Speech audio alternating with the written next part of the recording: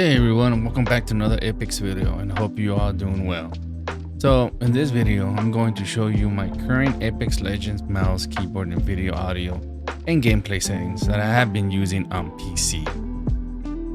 So let's go right into my settings.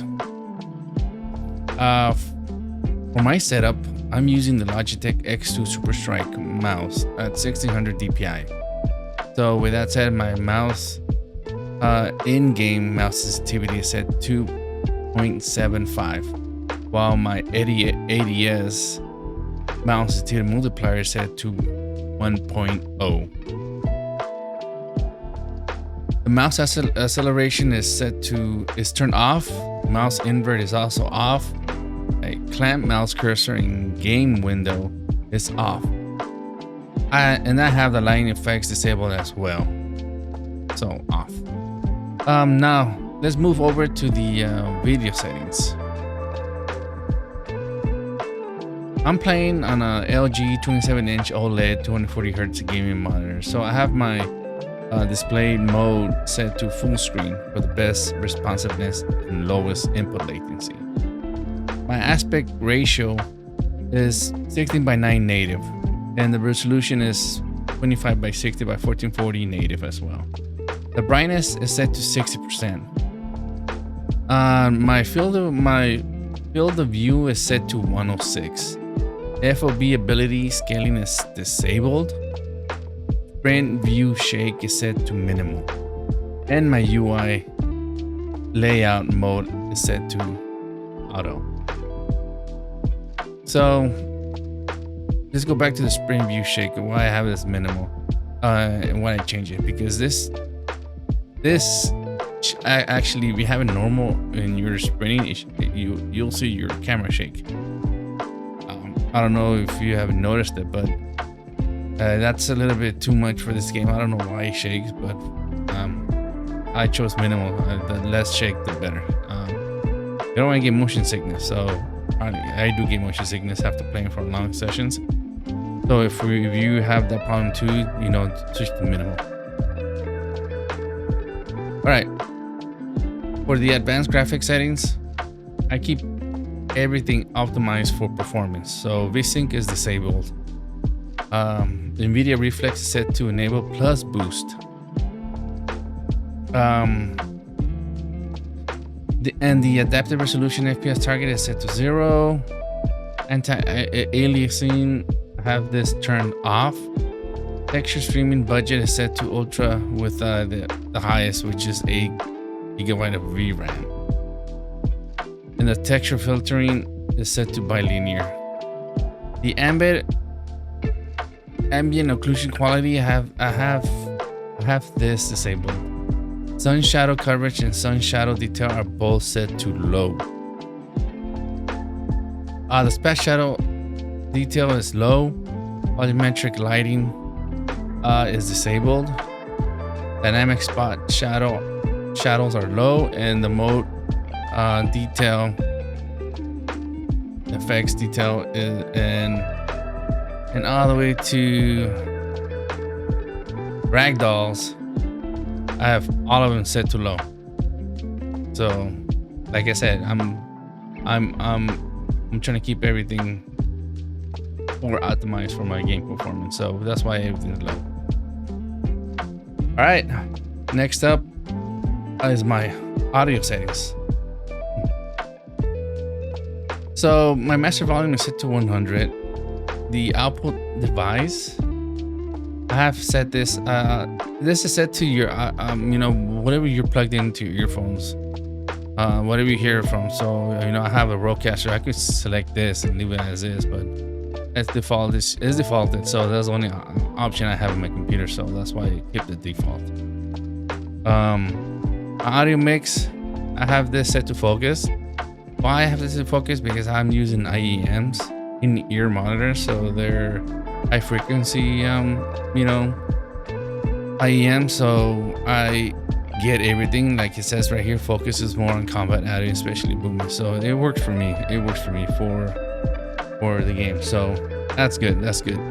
And then The output configuration, I have this set to stereo. Again, since I have IEMs, it works perfect for me.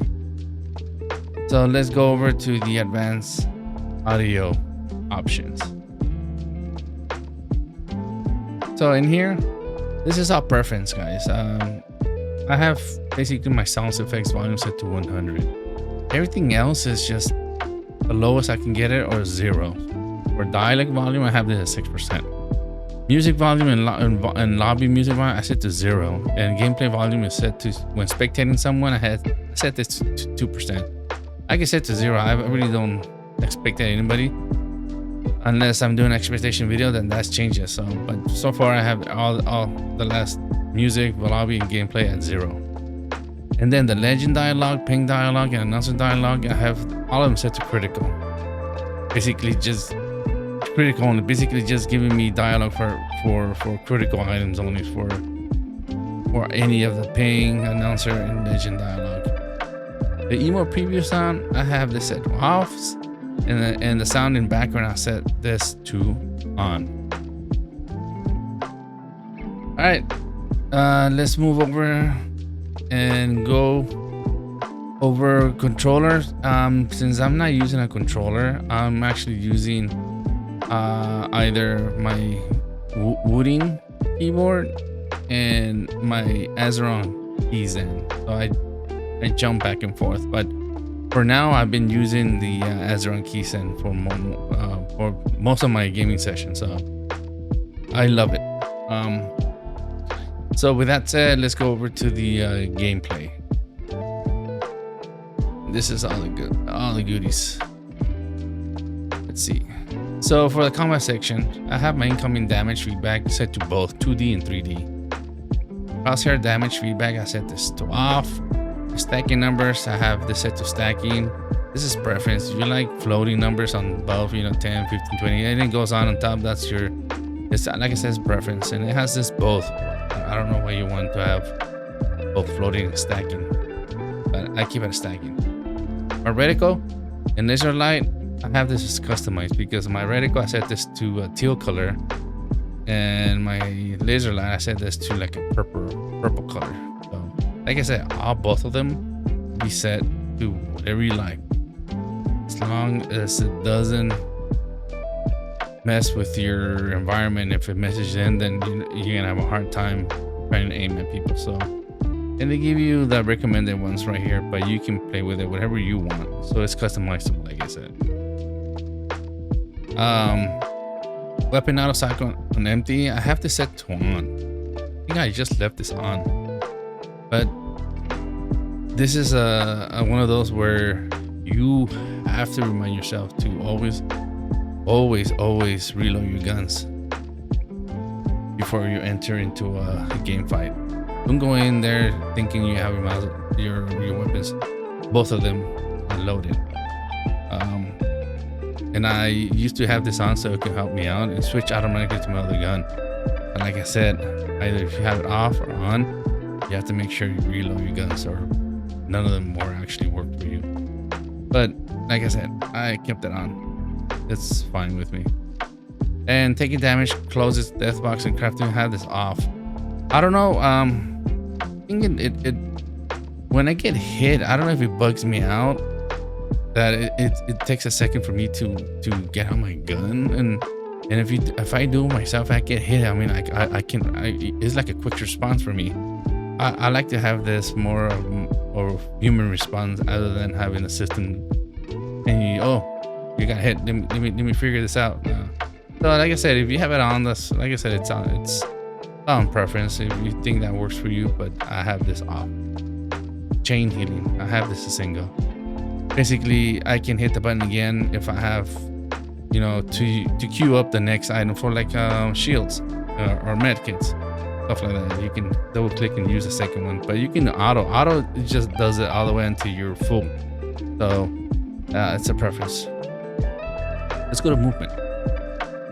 I have always sprint set to on. Once you have the set to on, the sprint control grays out. So like I said, if you have it off, then you have whatever binds you have this to sprint. If you always have to hit press and then go press again and then or hold and let go and then it stops. That's too much. That's too much finger fatigue for me. So I just have this always on. Auto run, I have this off. This told me when I was playing Battle Royale and I got cooked really way because it does impact you when you're trying to do any kind of type of movement. I don't know, it just bugs me out, but I just have it off. Jetpack light control, I have the hold. Mantle boost activation, I have this set to jump. Mantle boost UI, I have this set to minimum. And then for the HUD UI section, the interact prompt style, I have everything set to compact. The better, the less info my UI, the better. I want to concentrate on my game and not too much UI all over the place. Tutorials, I have it off. Button hints, I have it off. Health and ammo pop-ups, I have this off. Hop up. I have this off. Obituaries, I have this on. You know, it's good to see who's actually cooking on the lobby and say, okay, I gotta be careful with this guy. This guy's a sweater, try hard, or actually a pro. You never know. So it's good to know in there. Minimap rotation, I had this off. I'm not a big fan of minimap rotation while you move. It just throws me off. But hey, some people like it, so it's like a preference. Arsenal map and HUD icons. I have this set to moderate. There's three. There's three. There's a maximum, moderate, and minimal. Basically, it shows either minimum shows 0 arsenals on the minimap and shows 5 on the full map, and 2 arsenals on moderate on the minimap and 10 on the full map, and the maximum shows up 4 arsenals on the minimap and 15 on the full map. Yeah, I just have moderate. Like I said, it's all preference. The ping opacity, I have this set to faded. Off screen portraits off. Performance display, I have this set on because I want my network performance data on my screen to make sure that if I have high ping, I'm not gonna push. There's no way I'm gonna win a fight. So either I'm a support player, you're just helping my teammates, you know, either helping them out while healing or shooting from far or mid-range or long range. So that's why it's good to know. This is good to have for me. All right, accessibility section. Now for the colorblind mode, I have this set to off. Health and ammo voice lines, I set limited. I don't want too much noise going on, so I just keep this limited. I can turn it off, but it's fine the way it is for limited for me. Subtitles off. Subtitle size, I have this set to normal. And this should gray out when you have subtitles, but whatever. Enable accessible chat feature, I have this off. All the chat stuff in here, I don't use that at all, so I have all of them off. And finally, privacy. The auto mute communication, I have this set to nobody. Streamer mode off. I don't stream that much, so I don't get stream sniped and stuff like that. So I have streamer mode off. Anonymous mode disabled. Usage sharing. I mean, why not help out with EA, collect some data to help improve the game? So that doesn't hurt at all. So yeah.